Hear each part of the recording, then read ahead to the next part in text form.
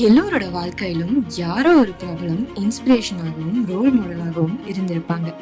அப்படி பல பேருக்கு இன்ஸ்பிரேஷனா இருக்கிறது தான் ரத்தன் டாடா.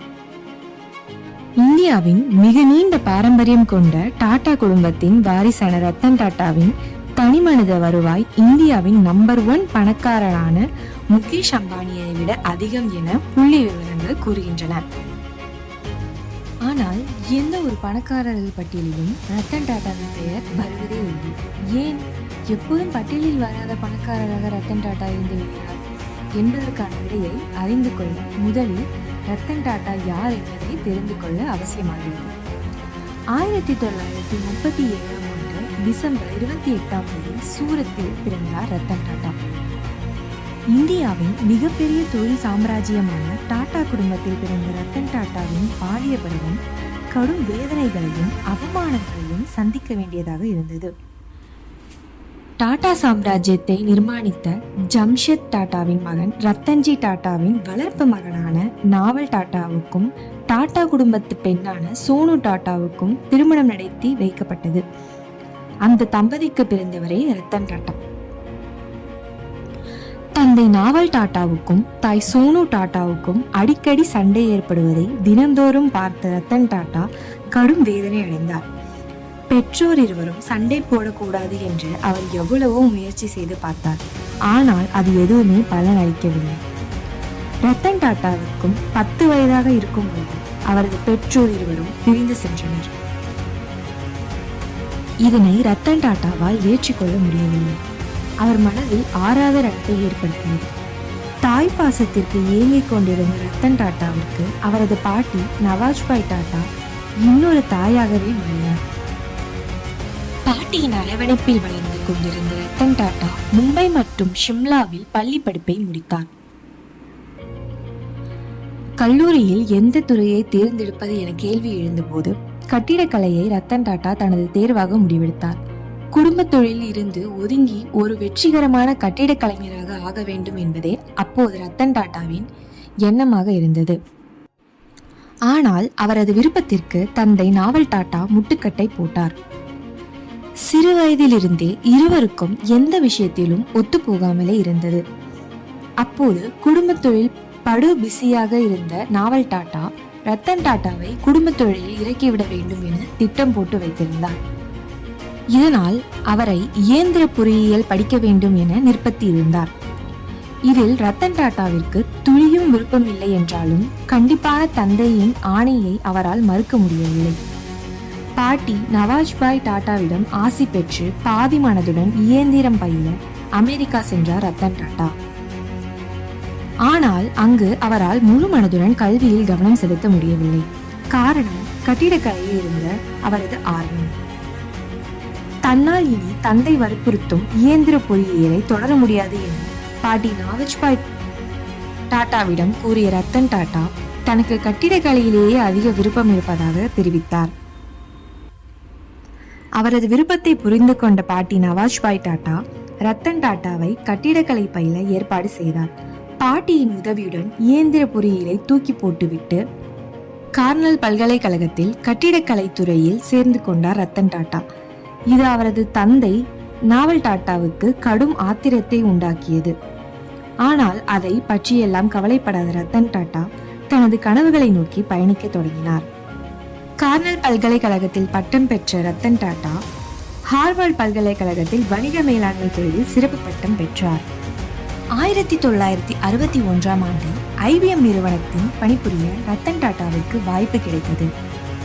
ஆனால் அந்த சமயத்தில் இந்தியாவில் டாடா குடும்பம் கடும் நெருக்கடிகளை சந்தித்துக் கொண்டிருந்தது. ஜம்ஷெத்ஜி டாடா உருவாக்கிய டாடா சாம்ராஜ்யத்திற்கு அப்போது JRD டாடா என்று அழைக்கப்படும் ஜஹாங்கீர் டாடா தலைவராக செயல்பட்டுக் கொண்டிருந்தார். ஜம்ஷெத்ஜியின் தூரத்து உறவினரான JRD டாடாவின் தலைவராக செயல்படுவதை நிறுவனம் எதிர்ப்பு தெரிவித்துக் கொண்டிருந்தனர். அதேபோல் பொருளாதார நெருக்கடிகளும் JRD டாடாவின் செயல்களை கேள்விக்குண்டாக்கியது. இதனால் நிலைமையை சமாளிக்க ரத்தன் டாடாவை இந்தியாவிற்கு திரும்பி வர JRD டாடா அழைப்பு விடுத்தார். JRD டாடாவின் அழைப்பை ஏற்றுக்கொண்ட இந்தியா திரும்பிய ரத்தன் டாடா பல சவால்களை எதிர்கொள்ள வேண்டியிருந்தது. பல ஆண்டுகள் கழித்து இந்தியா திரும்பிய ரத்தன் டாடா அவர் தனது பாட்டி நவாஜ்பாயுடன் மகிழ்ச்சியாக நேரத்தை செலவிட்டார். பாட்டி கூறிய அறிவுரையை ஏற்று ரத்தன் டாடா டாடா மோட்டார்ஸில் 6 மாத காலம் அப்ரண்டிஸாக வேலை பார்த்த ரத்தன் தொழில் நுணுக்கங்களை கற்க தொடங்கினார். அதற்கு பின் டாடா ஸ்டீல்ஸ் நிறுவனத்தில் சில காலம் கடைநிலை ஊழியராக தனது பணியை அவர் தொடர்ந்தார். என்னதான் டாடா குடும்பத்தின் வாரிசு என்றாலும் அதற்கான சலுகைகள் எல்லாம் அப்போது அவருக்கு கிடைக்கவில்லை. மற்ற கடைநிலை தொழிலாளி போல அவரும் அனல் பறக்கும் ஸ்டீல் தொழிற்சாலையில் வேர்வை சிந்தி உழைத்தாக வேண்டும் என்ற நிலை இருந்தது. அவர் உழைத்த உழைப்பிற்கெல்லாம் பலனாக ஒரு நாள் வந்தது.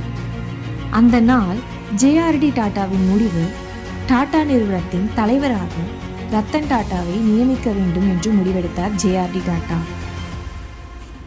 பருத்தி முதல் கார் வரை டாடா நிறுவனம் உற்பத்தி செய்யாத பொருட்களே இல்லை என்றும் கூறலாம். இந்தியாவின் கடைக்கோடியில் இருப்பவரையும் டாடா நிறுவனம் சென்றடைந்திருக்கிறார். ஜம்ஷெட்ஜி டாடா உருவாக்கிய டாடா நிறுவனம் அவருக்கு பின்னால் வந்த டாடா வாரிசுகளும் முன்னேற்ற பாதையிலேயே டாடா நிறுவனத்தினை கொண்டு சென்றிருக்கின்றார்கள். அனைவரும் அவர் கண்ட கனவினை நனவாக்க பங்களித்திருக்கிறார்கள். இவ்வளவு நீண்ட நெறிய பாரம்பரியமும் பெருமையும் கொண்ட டாடா நிறுவனம் விளங்கியது ரத்தன் டாடாவை அதன் பொறுப்புகளை ஏற்றுக்கொள்வதில் தயக்கம் காட்ட வைத்தது. ஆனால் ஜேஆர்டி டாடாவின் ஆணையை ஏற்ற ரத்தன் டாடாவால் மறுக்க முடியவில்லை. தனது வாழ்க்கையின் வழிகாட்டியாகவும் குருநாதராகவும் ஜேஆர்டி டாடாவை ரத்தன் டாடா ஏற்றுக்கொண்டிருந்தார். அவரது தலைமையில் 41 நிறுவனங்களுடன் இயங்கிக் கொண்டிருந்த டாடா குழுமம் 1991ஆம் ஆண்டு டாடா குழுமத்தின் தலைவராக ரத்தன் டாடா பொறுப்பேற்றுக் கொண்டார்.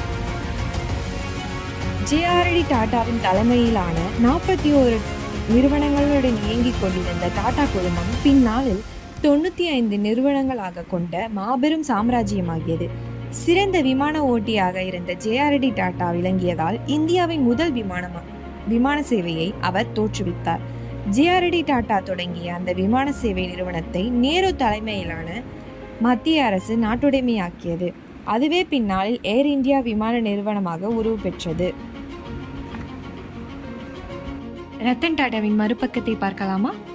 ரத்தன் டாடாவிற்கு தற்போது 88 வயதாகிறது. ஆனால் அவர் இதுவரை கல்யாணம் செய்து கொள்ளவே இல்லை. அமெரிக்காவில் படிக்கும்போது ஒரு பெண்ணை உயிராக காதலித்ததாகவும் அதற்கு பின்பு அந்த பெண்ணின் வீட்டில் ஒப்புக்கொள்ளவில்லை என்றும் கூறப்படுகின்றன. இதனாலோ என்னவோ ரத்தன் டாடா இன்று வரை திருமணம் செய்து கொள்ளவே இல்லை. ரத்தன் டாட்டாவோட உதவும் குணம் எல்லாரும் பாராட்டக்கூடிய ஒரு விஷயமா இருக்கு. அவரது மொத்த லாபத்துல கிட்டத்தட்ட 65% வெவ்வேறு விஷயங்களுக்கு தானமா அழிச்சுக்கிட்டு வர்றாரு. டாடா ட்ரஸ்ட்னு ஒரு அமைப்பு மூலியமா இதெல்லாம் பண்ணிட்டு வர்றாரு ரத்தன் டாடா. டாடா நிறுவனத்தை அடுத்த கட்டத்திற்கு எடுத்து செல்வதற்கு அவர் எடுத்த ஒரு முன்னேற்பாடு தான் மெர்ஜ். லேண்ட் ரோவர் ஜாகுவாரை டாடா நிறுவனத்துடனான டாடா மோட்டார்ஸ் கூட இணைச்சது, டெட்லி கம்பெனியை டாடா கூட இணைச்சது, கோரஸ் கம்பெனியை டாடா ஸ்டீல்ஸ்ல இணைச்சது.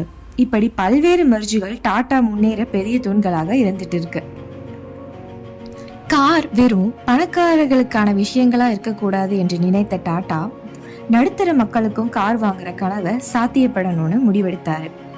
ரத்தன் டாடா உருவாக்கினது தான் டாடா நேனோ. 1 லட்சம் ரூபாய் இருந்தா போதும், நீங்களும் ஒரு கார் வாங்கிடலாம்னு மிடில் கிளாஸ் மக்கள் வீட்லயும் கார் கொண்டு போய் சேர்த்து ரத்தன் டாடா செய்த மிகப்பெரிய புரட்சின்னு சொன்னா மிகையாகாது. இப்படிப்பட்ட ஒரு மனிதர் இன்று பலரோட வாழ்க்கையில பெரிய இன்ஸ்பிரேஷனா இருக்கிறதுக்கு இவர் செய்த நல்ல குணங்களே காரணமாக இருக்கிறது.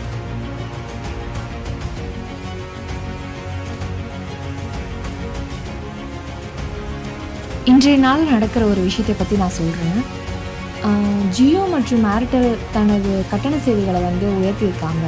அதனால் நிறைய நடுத்தர மக்கள் பாதிக்கப்பட்டிருக்காங்க. நம்ம ரத்தன் டாடா அவர்கள் என்ன முடிவெடுத்திருக்காருன்னா 15,000 கோடி செலவிலான பிஎஸ்என்எல்லுடன் கை கொடுத்திருக்காரு. டாடா மற்றும் இல்லாமல் இலான் மஸ்க் அவரோட கம்பெனி ஸ்டார்லிங்க்கும் இதில் கை கோர்க்கும் அப்படின்னு சொல்லிக்கிட்டு இருக்காங்க. இவங்க பண்ண இந்த விஷயம் நடுத்தர மக்களுக்கும் ஏழ்மை அப்புறம் இந்தியாவில் கடைக்கோடியில் வசிக்கக்கூடிய கிராமவாசிகளுக்கும் மிகப்பெரிய உதவியாக இருக்கும். இந்த மாதிரி ஒரு விஷயம் நடந்துச்சுன்னா இன்டர்நெட் உலகத்துல பெரிய புரட்சியே நடக்கும் அப்படின்னு சொல்லிட்டு வல்லுநர்கள் சொல்லிட்டு வராங்க. ஸோ இதுல இருந்து என்ன தெரியுது அப்படின்னா, ரத்தன் டாட்டா தூணிலும் இருப்பான், துரும்பிலும் இருப்பான், இன்டர்நெட்டிலும் இருப்பான் அப்படின்னு சொல்லிட்டு இன்டர்நெட் உலகத்துக்குள்ளேயும் ரத்தன் டாட்டா அவர்கள் வந்துட்டாரு. எத்தனை பேர் ஏர்டெல் ஜியோல இருந்து பிஎஸ்என்எலுக்கு மாறினீங்கன்னு கமெண்ட் செக்ஷன்ல என் கூட ஷேர் பண்ணுங்க, நானும் தெரிஞ்சுக்கிறேன்.